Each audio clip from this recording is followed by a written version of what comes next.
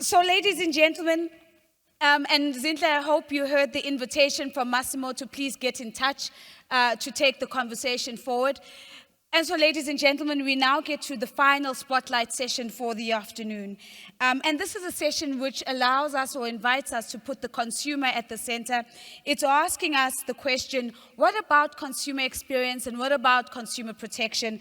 What are we seeing in terms of the next generation of solutions that we should be engaging with and keeping our eyes on? Speaking to this, I have two speakers once again. I have Seipati Nekhondela. Seipati, won't you please come and join us? Let's give Seipati a big round of applause as she comes up. And I also have Eliki, Vula, Boletawa, and I know I'm going to get in serious trouble because I know I've just butchered that really badly. You'll have to help me. Let's please bring Mr. Boletawa a big round of applause. Thank you very much.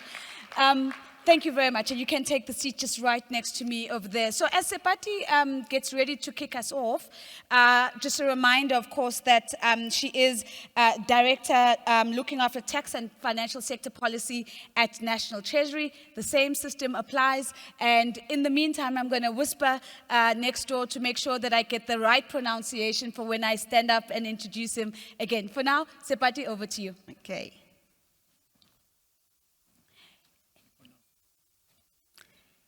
Thank you very much, ma'am, for the introduction, and good afternoon, colleagues. I would like to first start by extending my congratulations to the South African Reserve Bank team for hosting a remarkable and insightful conference. I think the caliber of the discussions and the ideas that have been shared over the past 2 days have really been insightful. And it is a privilege to be here today representing National Treasury. The focus of my presentation today will be on how data can be utilized to gain insights into consumer preferences, to promote financial inclusion, as well as how the NPS can and should facilitate consumer protection, particularly in building public trust in the safety and security of digital payments. Just in terms of the outline of my presentation, I will be providing an overview of the financial inclusion landscape in South Africa, based on the findings of the FinScope survey. I will then touch on the barriers of usage of digital payments, anchor in this part of the presentation on the insights of the qualitative study that was conducted as part of the community digitalization project that is being implemented by Finmark Trust and other partners. Lastly, I will touch on the measures that need to be in place to facilitate consumer protection in the financial sector. As has already been mentioned, at the National Treasury, I'm based in the Tax and Financial Sector Policy Division, and the Financial Sector Policy Unit is responsible for the design and legislative framework of the South African financial sector. As many of you may be aware, National Treasury recently published a National Financial Inclusion Policy named and titled An Inclusive Financial Sector for All. And currently, work is underway to develop a national financial inclusion strategy that will be focusing on enhancing financial inclusion for individuals, boosting access to financial services for MSMEs, as well as enabling diversity of financial service providers to promote competition and innovation in the financial sector.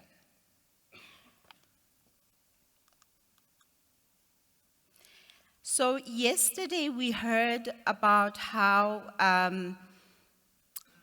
while there has been significant financial inclusion progress in terms of access to bank accounts, there's still more work that needs to be done because we have about 1.4 billion people that are still lacking bank accounts. And this points to the need for ongoing efforts to expand access and the usage of financial services, particularly in the global South countries where substantial gaps still persist. So, moving on to the financial inclusion in South Africa, we do note there on the graph that South Africa has advanced with regards to financial inclusion, and we have over 80% of South Africans currently banked, and an even higher percentage having used some form of financial service from a regulated financial institution. However, when one digs into the to these stats and does a bit more of a nuanced analysis, it shows that while access across the levels of access have improved in terms of the transaction accounts, this is not reflected in many of the other financial service products and services. We also heard yesterday that the rise in the account ownership in South Africa has been driven largely by the social grants that are being distributed via bank accounts. And currently, close to 100% of the more than 18 million grant beneficiaries are receiving their payments through the transactional account. So, although there has also been considerable advancement in terms of the digitalization of payments in South Africa, with most adults holding a transaction account at a bank, challenges persist in fully leveraging the benefits of digital payments. And we can see here at the bottom, I cannot see on the graph, but we noted also yesterday about the phenomenon of the mailbox, where money goes into the account and is immediately withdrawn and mainly used in the form of cash. And not many transactions are done using the digital methods. And this, in terms of research, is not something that is unique to South Africa, but is happening globally. And so there needs to be a bit more effort in terms of ensuring that we focus on moving from access and ensuring that we now try and put in place measures to improve the usage aspect. Coming now, looking at the ecosystem to digitize the community payments in South Africa, we note that South Africa enjoys a relatively strong financial sector in terms of depth, as well as the spread of the different financial inclusion structures. Your bank branches, ATMs, even the utilization of retail stores as a form of giving access to cash withdrawals and other forms of financial access. We see that from a national perspective, the spread of ATMs is at around 62%. The score is a bit lower when we look at our rural population, but when we then move to the middle class and wealthier cities, the usage increases. And looking at the usage of mobile phones, we see that the penetration here is really quite high, with every other adult having a mobile phone. In fact, we're quite close to 100%. The usage of internet, on the other hand, is sitting at around 50%. But as you go from your middle class to your wealthier cities, this again we see an increase.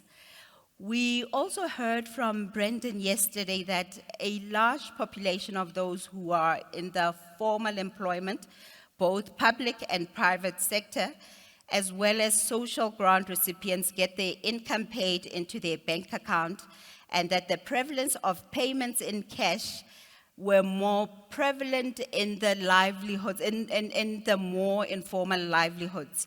This would be people who are earning their income from, for example, piece jobs, your domestic workers, and even some of the small businesses. Now, when we go on to look at the banking, the transactions, the banking transactions that are being, banking transaction channels that are being used, we note that the usage of digital payments, we're seeing there's an increase between 2023 and 2022. We saw an increase in bank card usage and a negligible increase in terms of the banking apps. And whilst the withdrawal of cash at ATMs is still relatively high, the crown is indeed slipping. So that is really a positive aspect that we're seeing from these results.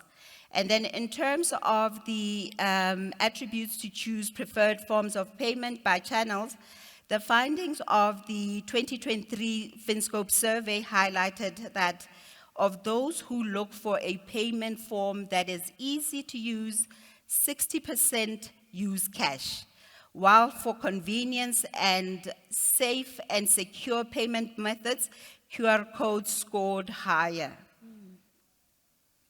Ladies and gentlemen, I would like to now focus on the reasons behind the high cash usage in the communities.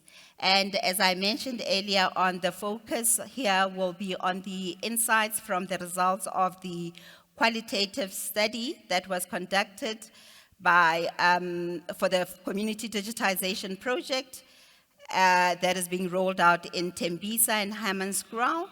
And in terms of the project partners, just to note that this project happens under the auspices of the SARB, with the support from the Swiss State Secretariat of Economic Affairs. They're also partnering with the bank and with the National Treasury and FSCA as part of the steering committees. So, ladies and gentlemen, all the questions related to this will be directed to table 8, where Zinhle will be responding. So this project is part of the broader digitalization project, and one can really say that it has been informed by the data that has been collected over the years, over the past 20 years, from the FinScope survey. And I think what I absolutely love about this project is that it has gone into the communities to try and understand and get the real lived experiences of these communities, so that the insights that we get from there can then be able to inform policy as well as regulation, and also in terms of how the community that side prefers to take up the digital financial services that are being provided, and also just to ensure that I think we make sure that we've got meaningful financial inclusion and that no one gets left behind. And I think one other issue that I love about this project is the fact that it's given the vibes of not about us, without us. It's absolutely phenomenal, the insights that have come from the research and the discussions that have been held with the community that side. So in terms of the barriers to usage to of digital payments from this community digitalization project is that one thing that has come through is that there is the trust in digital financial services is very low, particularly when it comes to digital payments. And this is mainly impacted by the perception of high bank fees. As we know, with digital payments, these attract transactional fees, and some consumers perceive these to be high, unjustified, and sometimes even lacking transparency. There were discussions around how bank representatives, when they do come there, or whoever the service providers, they do not fully explain the products to the community members. And also they would, so because it's these things are happening in the communities, you find that there are stories of alleged bank fraud that is circulating in the communities, and this then erodes the trust in the financial institutions. There are also concerns around the cybercrime and fraud, and also the fact that there is the lack of familiarity with non-bank service providers. So most of the services that are provided that side are mainly in terms of banking financial products. And just then moving on to the next slide with regards to this, we also found that cash is seen as easier to budget with and to track spending because there are no explicit charges. Well, there are those charges in terms of the ATM fees and having to travel to where you need to withdraw those fees, where you need to go and withdraw that cash. And however, because these fees are not really taken into account, it seems as if cash is much cheaper. And one other issue that has come through is the low levels of financial and digital literacy. And colleagues, I just want to just note that for as long as people have low levels of financial literacy, they will not be able to meaningfully use financial products to their benefit to improve the quality of their lives, and really it thwarts the efforts that we are trying to do in terms of deepening this financial inclusion. Now, focusing on the barriers of usage for digital payments in terms of MSMEs, because these are in the same communities, and by the MSMEs not being able to provide digital financial payments, this then extends on to the consumers. But some of the reasons that have been given for why these MSMEs are not really going for digital payments is because of the cash flows issues because of digital payments, because you're not going to be then getting, when somebody pays, you are not going to be able to get that money immediately. This then creates problems in terms of issues of trust from the perspective that if I've sold you bread and I do not have my money, you've taken the bread, and you might go ahead and reverse that transaction, so that's a bit of a problem. But also from an SMME perspective with regards to the cash flow, they need to, especially the smaller ones, they need this money for them to be able to then maybe stock up for, the goods that they need to on-sell the following day. So this is an issue. And there's also the fear of being taxed that adds to the reluctance. There's also, in terms of the digital payments that are provided, these seemed not to be, appropriate for this community. And also the lack of alternative digital solutions available for unbanked merchants and consumers, especially among migrant MSMEs. This was touched on yesterday. So, ladies and gentlemen, in terms of the strengthening of consumer protection, I'm going to go very briefly over this one because my colleague is going to be touching on a number of these. I just wanted to note that I think we can all agree that the financial sector is fast evolving, resulting in an increase in the number and complexity of financial products that are offered. And we all agree that digitalization is crucial and can lead to economic growth. However, there's a digital divide that is happening in South Africa, and certain communities are getting left behind. Yesterday and today we heard about how AI can be applied in the financial sector to better the offering. And yet we're still having communities where people cannot transact digitally. Your more poorer areas in South Africa are not partaking in the digital dividend. And as increasingly advanced technologies are being overlaid on inequalities, we're also seeing these inequalities being amplified. So I absolutely think this is one of the reasons why I believe this community digitalization project is very important. But in terms of then now coming back to the issue of consumer protection, I think it is this ever-evolving landscape of risks that is now going to give the regulators the daunting task of staying ahead of potential consumer harms that are brought about by the product and market innovation. And as such, digital financial services require consumer-centric product design and approaches as a means of promoting digital financial inclusion. And as such, we're looking at issues such as product design and distribution that have become an area of focus for regulators. Similar to the treating customers principles, the long-term objective here is to encourage trust and the fair treatment in the financial services sector. We have been talking about how we also just need, I think the conversations during the past 2 days around the need for a risk-based and proportionate regulatory framework to ensure that, the innovation, we don't stymie the innovative digital, payment solutions, as well as the competition that is in the competition in the NPS.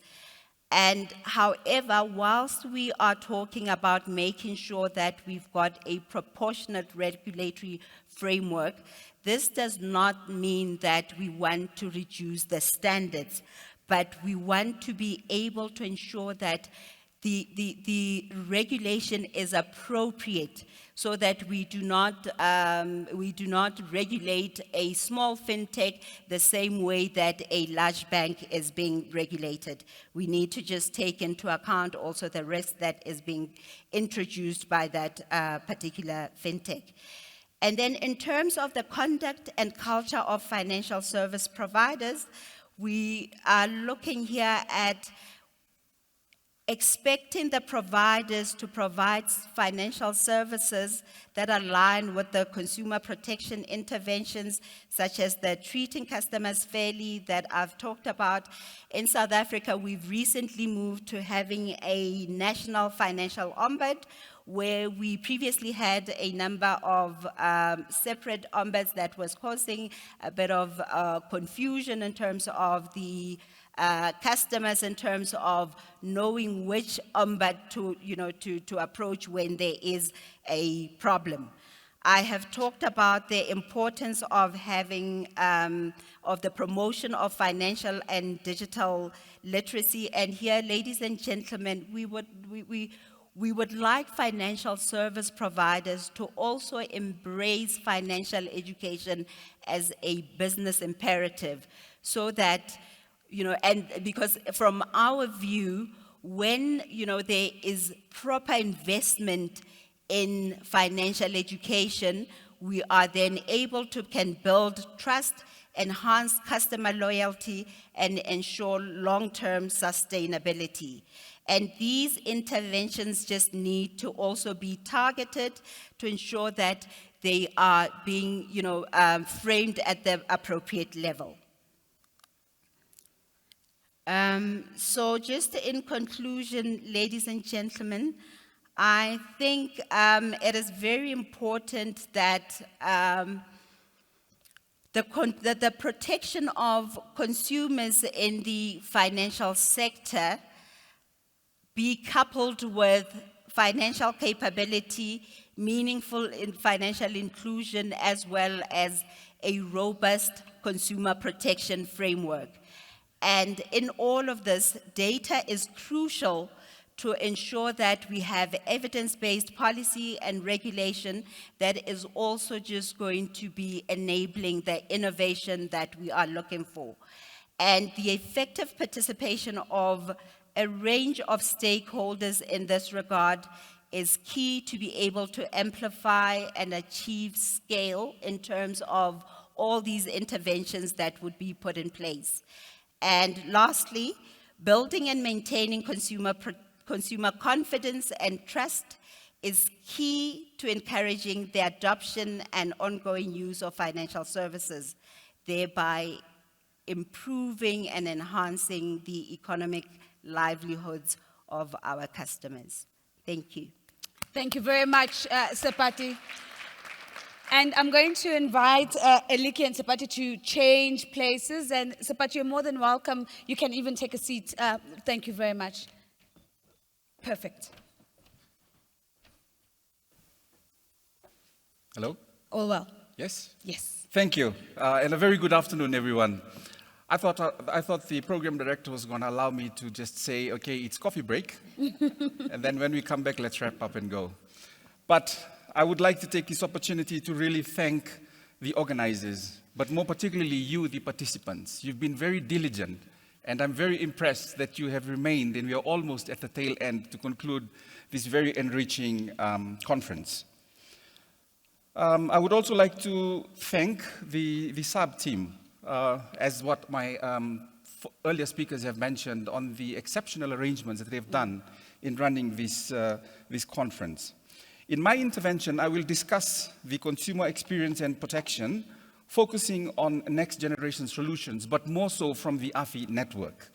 I will incorporate some of the lessons and use cases of our members, and I hope that these insights would contribute to how you would shape your future work on the national payment system, focusing on consumer protection. So let me start by introducing the Alliance for Financial Inclusion, or in short form, AFI. So AFI is a policy leadership alliance of 89 central banks and financial regulators from 84 emerging economies that is focused on advancing financial inclusion globally. And we have 34 member countries from Africa that is part of this alliance, including SAB. And it represents 85% of the global unbanked populations, and we partner with various stakeholders to drive practical solutions and implement impactful policy changes through a bottom-up approach, which is very much led on a cooperative model, which we emphasize on peer learning and knowledge exchange. As alluded to earlier, AFI was founded on the idea that a global knowledge exchange platform was key to expanding and improving financial inclusion policies with the following vision, mission, and objectives. And the Alliance for Financial Inclusion is the only international organization in the world that is owned and led by these member countries from emerging economies. So policy guidance and content generation for the AFI network is led by our 7 technical thematic working groups that are focused on specific topics. And for today's intervention, I would be sharing more from the Consumer Empowerment and Market Conduct Working Group that drives discussions around this policy topic. So we have 66 member institutions from 59 countries that are part of this working group that deliberates on policy priorities around consumer empowerment and protection, that bring forward practical lessons and learnings that shape the policy discussions amongst our member institutions. Now, as digital financial services keeps expanding, it's really important to ensure consumer protection. This is key to building trust and confidence in these innovative solutions, as we've heard from previous speakers yesterday and today. But we've also seen the rapid growth and innovation of digital financial services, even across the AFI network, and this is very notable. However, we see that many regulations still focus on traditional cash-based systems, which raises some concerns among our members about the increasing consumer protection risks. Therefore, we need to shift away from a reactive and ad hoc approach to creating and implementing consumer protection regulations. Now, within the AFI network,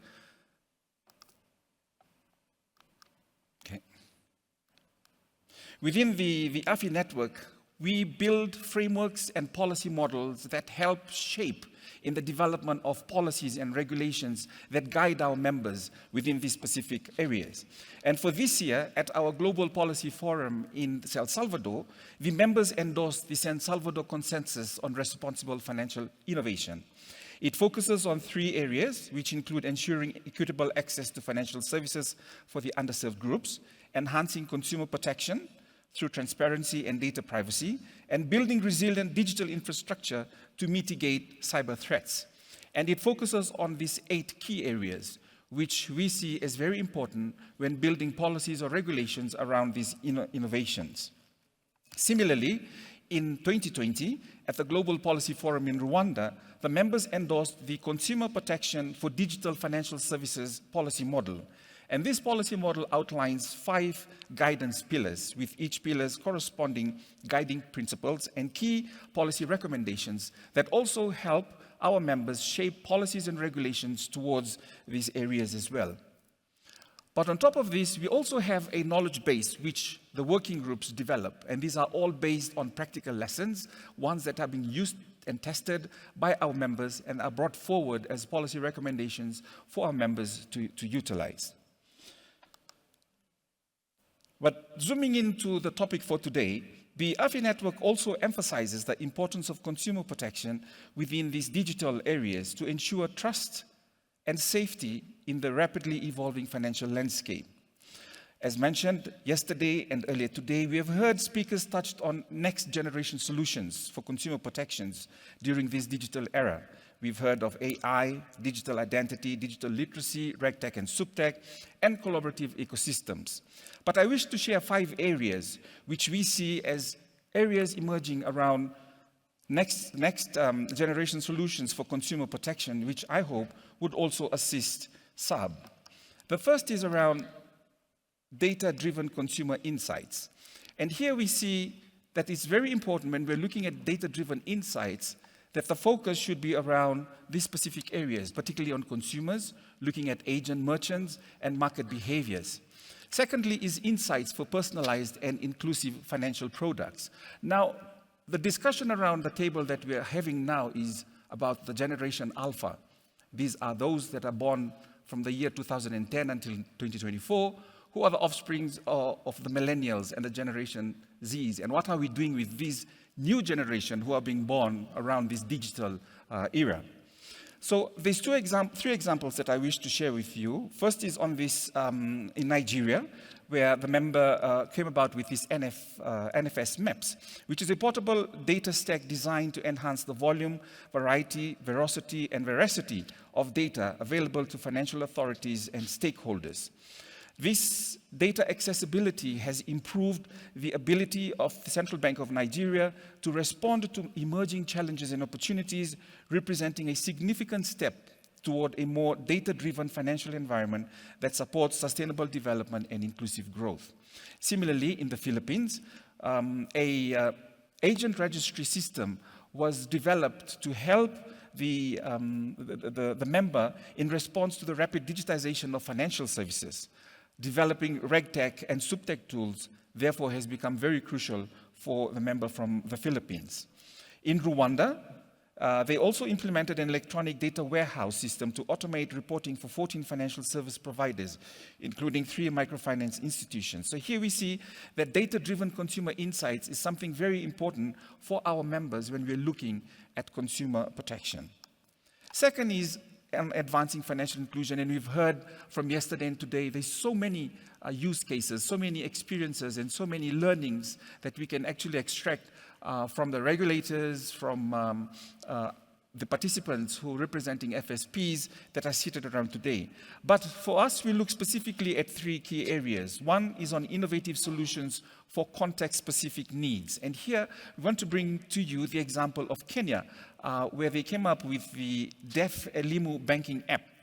And again, here, we look at how we work with the unique needs of each country and how we can contextualize this to those very consumers that we are trying to bring on board. They are not excluded.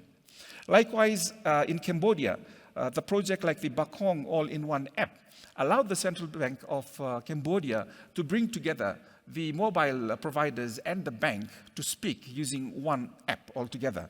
And this is something where we've also seen that it has provided trust with the Cambodians using this app and increasing the use of digital. And then third is on promoting inclusive financial services for the vulnerable groups. Again, the case of Kenya, where we have this PasaKit app that brings about innovation, allowing agents to access float loans and digital services.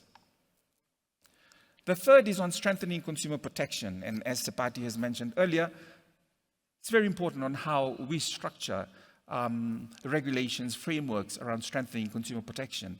And here we have three cases that we want to share with you. First is on the Dominican Republic, Pro Usuario. And this app allows consumers to register themselves, go in, and be able to see how many products they have actually how many financial products they have, which institutions across the entire country. And they're able to see as well how well they are paying, what's their debt level, what's their credit history. And this allows the consumers that empowerment to be able to make sound decisions on what kind of things to invest on, or if there are any redress mechanism that is needed, they also use the same app to go into. The second is on the use of chatbox, and the Philippines, Bob, which is the BSP online buddy, is something which has actually skyrocketed in terms of use, because not only is it a chatbot, it also allows consumers to go in and ask for financial advice. So this is something which consumers, which we are trying to bring into the formal financial system, can actually see why it's important for them to be able to go in and converse with such kind of chatbots. The third would be on Malaysia. And for Malaysia, the process that they have come up with handling scam reports through the National Fraud Portal is something that have actually allowed for more of this safety and secure in terms of use of their banking apps. For example, there is this bank called Maybank. So they have this freeze option that if you feel that your account has been hacked or your card has been used, you don't have to call them. You just open your app and click on freeze.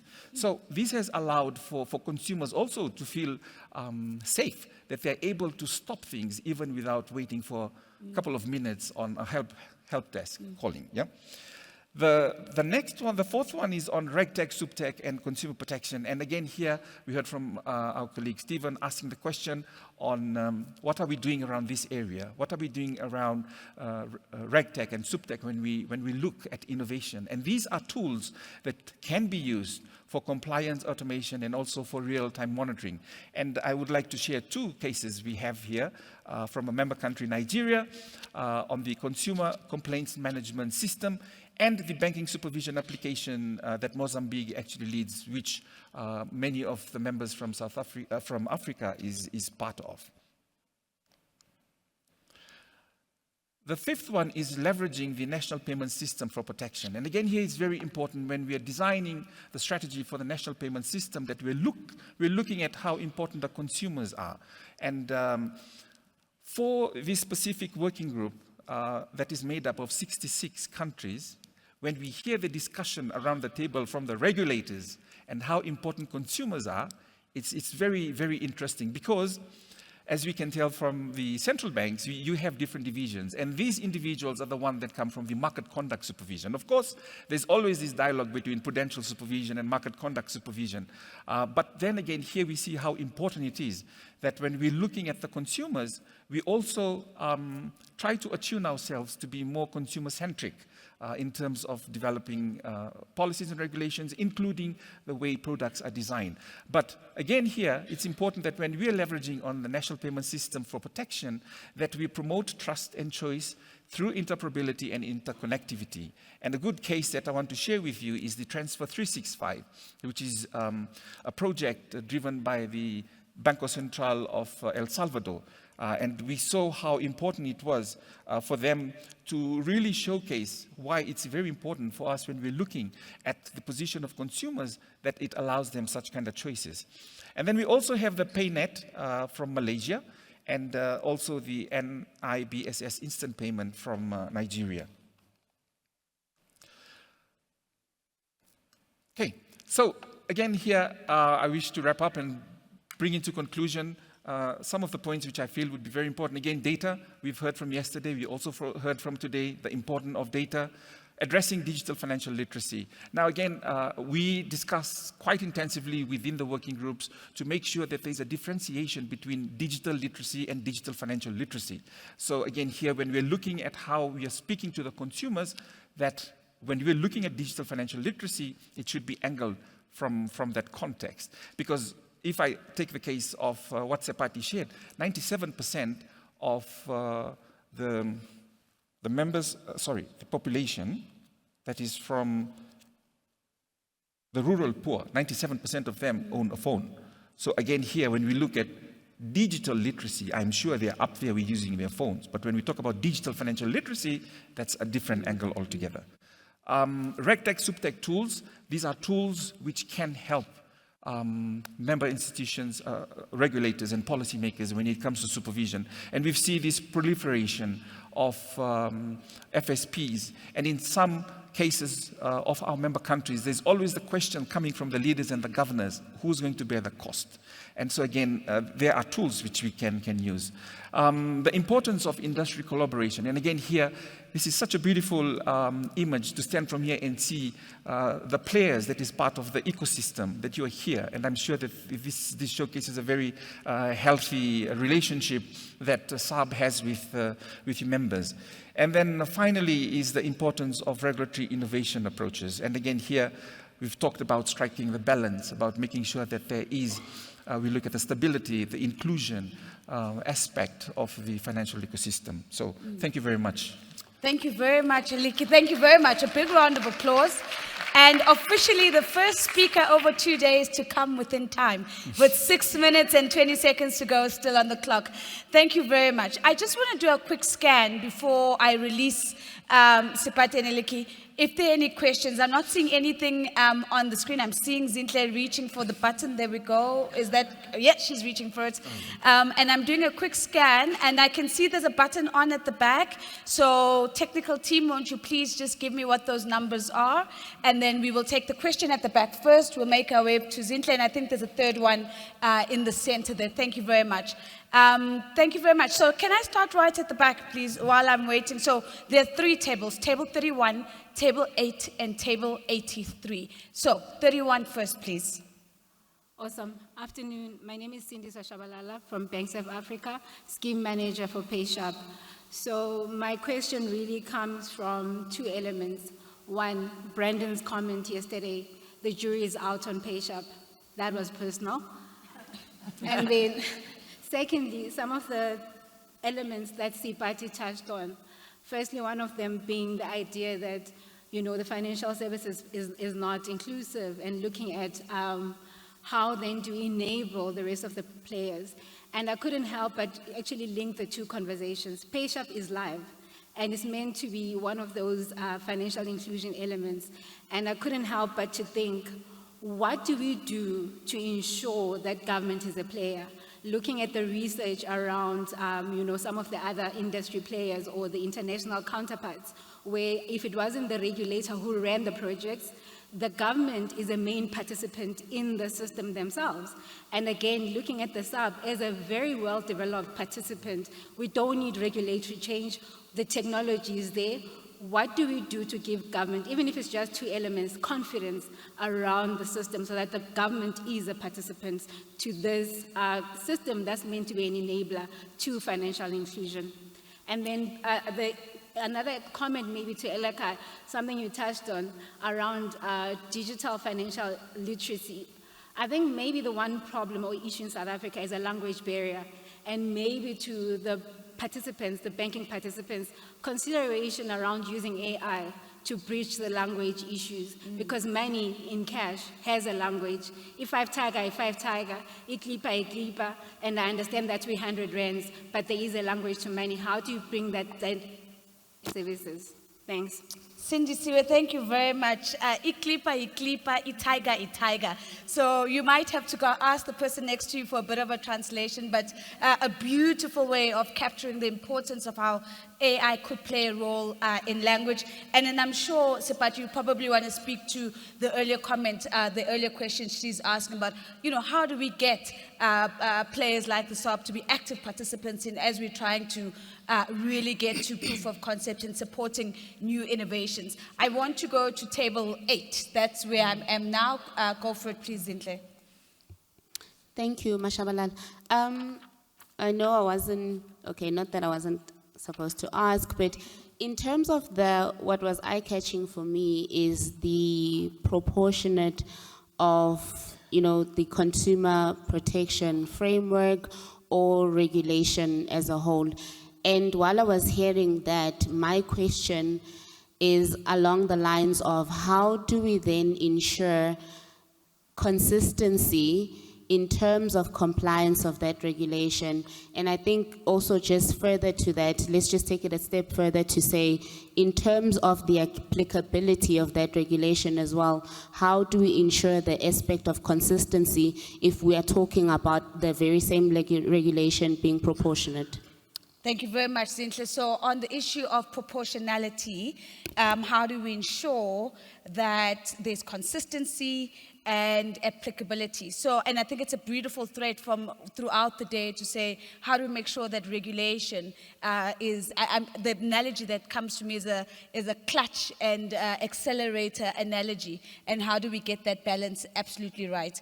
My last table with the question is table 83, please. I think it's right at the back. Please go ahead. Hello, it's Ingrid Goodspeed from PASA.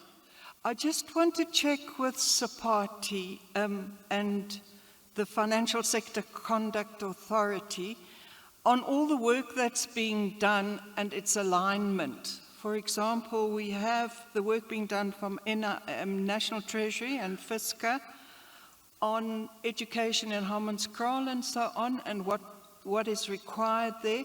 Is this passed on to the National Consumer Financial Education Committee to guide industry initiatives? Because in the financial education space, a lot of money is being spent by the industry on uplifting financial literacy, but it doesn't seem to have much impact. And I'm wondering if maybe we need some guidance at the national level, what actually requires impetus here. Thank you. Thank you very much, Ingrid. So what happens to the work, as an example, like the work that you're doing in Hammanskraal? And I think it's a great question because oftentimes we see lots of efforts around projects that are being done, but we don't always have line of sight of where does it land, what does it influence, what does it shape? And I think that's Ingrid's question to say, and I like to think about it simply as so what and now what. So we've done the work. Now what? What is the action? Where does it go? What does it impact? Where does it feed into? So I think those are 3 really strong questions. We've got 5 minutes on the clock. So maybe let me first come back. Let me start off with you, Eliki, and just see which of these you'd like to touch on. One of the things that you might not have heard or understood in those questions is the idea of itaiga, which means a tiger is 50 rand. Have I got that right? 100 rand? 10 rand. Oh, See, wow. I don't even know the language well. So the idea of slang, firstly, ethnic languages to start off with, but also regional nuances that come through the slang in different areas. Is there a possibility, are you seeing AI as an example being used to actually to align with those languages as a way of driving financial inclusion? And I think I really love the question because it speaks to how close AI can, how intimate AI can allow us to be to the consumer. So there are various examples, I would say, across the network. Yeah. So for example, if I take this country, Papua New Guinea, they have 3,000 dialects. So for that, you can imagine how they have to contextualize those dialects, Yeah. into programs that would suit those various demographics that comes from those specific regions. But we haven't seen that much use of AIs to kind of develop programs that would use the different types of local languages or slangs, I would Yes. say. But again, here we should kind of focus more on these millennials and these new Gen Alphas, the Gen Betas that are coming through, because they are the ones that are very much on these slang ways. And we also tend to see that for many of our member countries where digital financial literacy or financial education is being introduced, these new waves of students are the ones that is introducing it to their parents. Yes. Who do not take things in as how they would want to take. But these generations are the one that's causing this movement. Yeah. So I think moving forward into the future, there may be this move into this dimension, Yeah. but for now we haven't seen that much of an uptake. And I'm hearing two things, and I think it's quite fascinating listening to you to say that. To say, one, there's the opportunity to leverage AI more intentionally for that intimacy, but also AI allows us to bridge some of the generational gaps, because you see in most households, it's the younger people who are teaching the older people about how to actually use the technology and to get comfortable with it. I think many of us in the room might have been responsible for teaching our parents and our grandparents how to use cell phones. And I think that's really fits into the conversation where I'm hearing you. Seipati, before I go to you, I just want a quick comment then, Eliki, from you on your thoughts on the idea of proportionality of regulation. And once we have arrived at the point where we say this is proportionate, this is the right balance, how do we ensure that in its application that it is consistent? So I think when we look at on the market in itself, this is based again on the intelligence we get from our members. Yes. It has always been more towards the risk-based supervision when it comes to market conduct. And again here, they try to ensure that there is this distinction between prudential supervision and market conduct supervision. When we first started this whole area of consumer protection, there was always this overlap between the prudential and market conduct. It wasn't until a few years ago when it started to become more stronger to ensure that there is this separation. Yeah. And from the side of, when we look at the market conduct supervision side of things, it's most to do with the risk of the consumers, whereas the prudential is more on the risk on the entities. And then again, we also see the tools that is being used and how the positioning is within each jurisdiction. Yeah. So it really varies at the different levels, but again, it all depends on how we see things as it moves, as it evolves. And I think that's probably the fluidity that we've been referencing earlier, and the difference between dynamism, fluidity, and flexibility, and it's the ability to tap into those real-time lessons that you're surfacing. So, but I'd love for you to speak to 2 points. So the one question from Cindy Siwe, where firstly, saying that she's still reflecting on the comment that the jury is out on Pesha, but what are your thoughts on her broader question? But then the second thing I'd love for you to speak about is Ingrid's question, which says, where does the work go and what does it actually influence and do? So starting with Cindy's question. So as part of the work that we do from a national consumer financial education perspective, so the NCFIC is a multi-stakeholder committee where we've got members from the industry associations, government departments, regulators, and so on. So it's quite a number of stakeholders that are there, where we are working together to try and come up to collaborate in terms of the consumer financial education activities that are out there. So in realizing that there was this gap with regards to the knowledge around PayShop, we then took it upon ourselves, that was Mavis and I, and going through the Banking Association, where we then engaged with PayShop, with BankServe, to see how PayShop, what can be done to try and ensure that, there is more education and awareness around, pay sharp. And part of the problems that we found, even with some of us, people who are a bit more technologically savvy, we found it a bit difficult in terms of the apps, in terms of now, trying to make payments or even to register. And we were looking at this to say, okay, fine, let's also just then try and get the message out there, because from a regulatory perspective, this the Pay Sharp initiative was meant to ensure that we bring down, we improve on the efficiency of the payments, in terms of there was a problem with regards to the high costs of payments. Yeah. So when you needed to do an immediate payment, you could pay up to 50 Rand. Sure. And Pay Sharp came through, and, we thought that this is something that we need to be, go behind and ensure that, because it's to the benefit of the consumers. And also being an industry initiative, it wasn't a bank specific, it's not an F&B product, a Capitec product.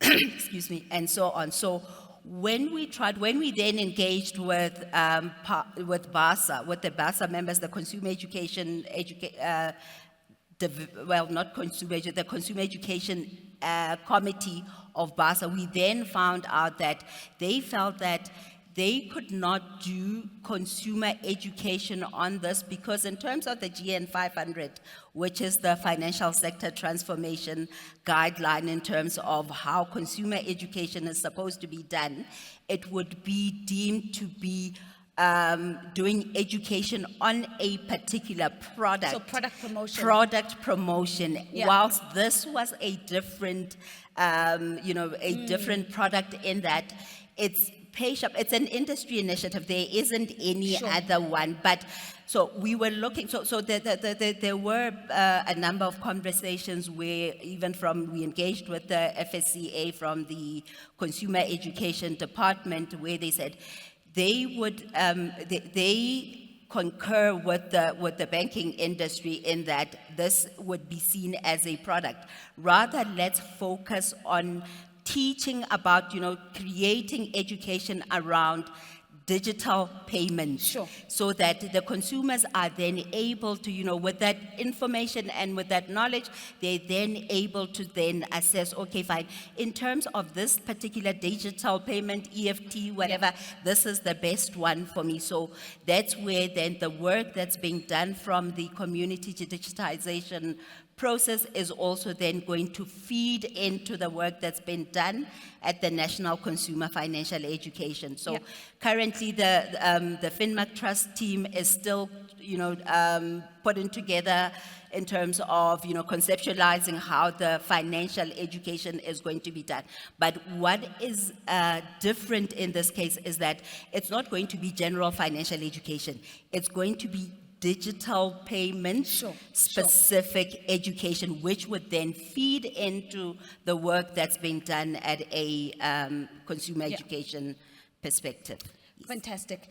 So have we covered Ingrid and So Ingrid, in terms of the engagements that are happening from an NCFEC perspective, the idea, the thinking was that we are going to, as part of this community digitization project, we are also then going to bring this work to the Consumer Education Committee, so that FinMac Trust can engage with the committee at that perspective, get to understand what others are doing with regards to this, and also once they are done with this project, so that the results of those can then feed into the work that's being done. And from a collaboration and coordination perspective, we would also like to have other members who are working with regards to digital payments to also come through, and also in terms of if there is content that can then be used to support the community digitization project. Thank you very much. Our flashing monitor is telling us that the time has been up. Thank you very much. Seipati, thank you very much as well for coming in and sharing so many of those insights. We did get to every question on the floor, so I think that's fantastic. Won't you please complete the survey? It's on the app, so remember that first QR code at the back of your badge.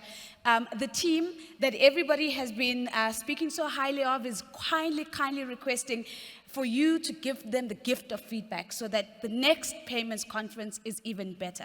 So the survey is just going to take you 1 or 2 minutes, and we'd really appreciate your participation with that. So that's the one.